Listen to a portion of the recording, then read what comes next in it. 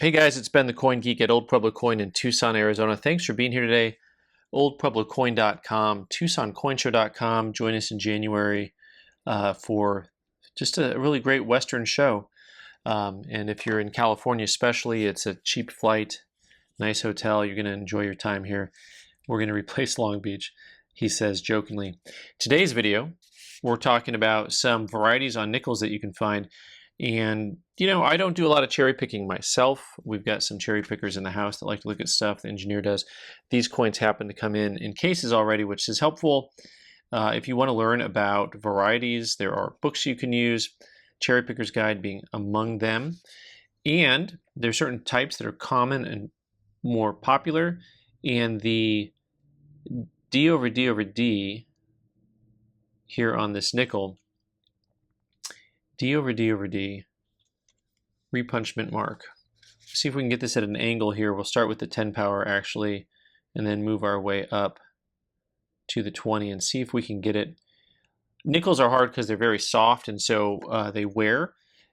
And once they've worn down a bunch, it's a lot harder to see the doubling. There's a pretty good angle. You can start to see at the back of the D. You can see the D over the D. And so this is a pretty good representation of what that looks like on that particular coin. Let's see what else we got here. This guy in particular, let me see, probably about a $50 coin on that particular variety. And without the variety, mind you, that coin is just worth, 50 cents or something along those lines. Next up, this 1936. This is kind of fun. This one is actually not labeled officially by PCGS, but someone had written on it that it's the double die obverse. And this one's kind of interesting because it's not super easy to see the doubling, but it's super easy to see that it's doubled. What does that mean? Well, if we look at the date on here, you don't see those refined lines as well. But you can see how all the bottom half of the date seems to like stretch out, like some 1960s acid trip. So the bottom of the 9, the 3, and the 6, it's kind of hard to tell on the bottom of the 1. But the doubling all goes south, and it creates this like almost melted sign look. I don't know if you've ever driven around your town and seen street signs that look melted. Well, I mean, maybe you don't live in Tucson, but around here you'll start to see the street signs have the lettering look like it's melting off. Once again, the type of coin that's actually relatively easy to cherry pick if you can find them. Relatively easy to cherry pick because it's not too hard to see, especially if you have a comparison. So a good idea whenever you're looking at a variety is if you have the original type, it's a little easier to tell what the variety is because then you can compare them. And at this angle, if you look at the base of the 9, you can kind of see some splitting there, just a little bit. It's almost like splitting hairs, but not quite. So this is actually a pretty nice grade for the coin, probably about $170 coin. This coin, without the variety is, probably 1/10 of that. Also, very nice coin for an AU55, I have to say. Good luster for that. That's a nice coin. All right, next up, we've got ourselves a 1938 D over D. This is a relatively common type, so much so that the price would indicate that it's something that's going to be probably in that $20 or $30 range, even a nice grade coin. Some of the overdates on these overmint mark, repunchment mark dates are common, and the only time they really jump a whole lot in value is once you get into the higher grade echelons. So once again, we're going to do some rotation. I just moved to the 20 power, which is always a little bit harder to film with, but you can see the D over D. That back of that D is very obvious on that particular coin. Instagram and whatnot and all these other places really promote varieties. We get a lot of strange characters walking in the store believing they found the rarest thing in the world. And it's difficult because, it's just not that collectible relative to the rest of the market.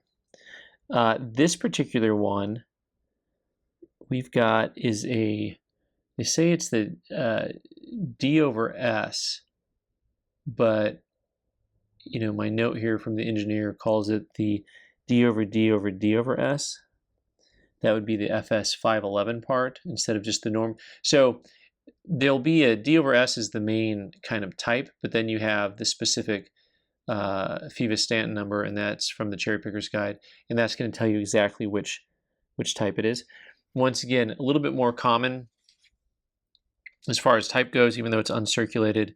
This is probably a $60-ish type coin, really attractive coin, and we're going to get a really good look at this mint mark here. We got the 10 power flowing. For the over S, you can see the top of the S sticking out over the D towards the C in the word sense. And we're going to go ahead and go full bore here with the 20 power. And you can really make out the S, the top of the S over the D on that particular piece.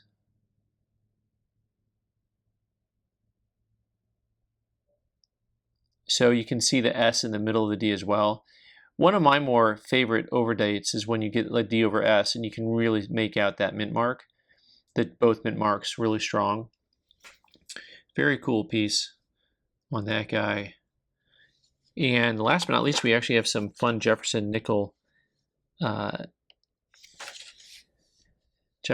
action here. First of all, 1954, not generally a rare date. This is the FS 801 variety, double die reverse DDR. This is San Francisco mint. And it's kind of a wild variety because the doubling is at an angle. So what you're going to get here, look how flat that strike is, by the way, no detail at all in the building. And so you're going to see the lettering coming off in between the N and T.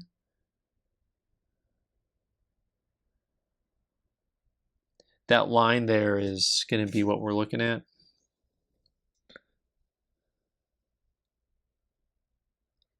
On that particular variety. So kind of a wild type. Some of you like the wild type. Well, fun little gaggle of different types of varieties. As always, if you have this type of variety, it's actually the type of thing that's good to use annex for. Sometimes we talk about, why use annex, and I think that they're really great at variety attribution, and it's really probably one of the better times to use their services. All right, guys, thanks so much for being here today. I'm Ben the Coin Geek. You can subscribe by clicking on the owl button in the corner and watch more videos on the right side of the screen. Thanks.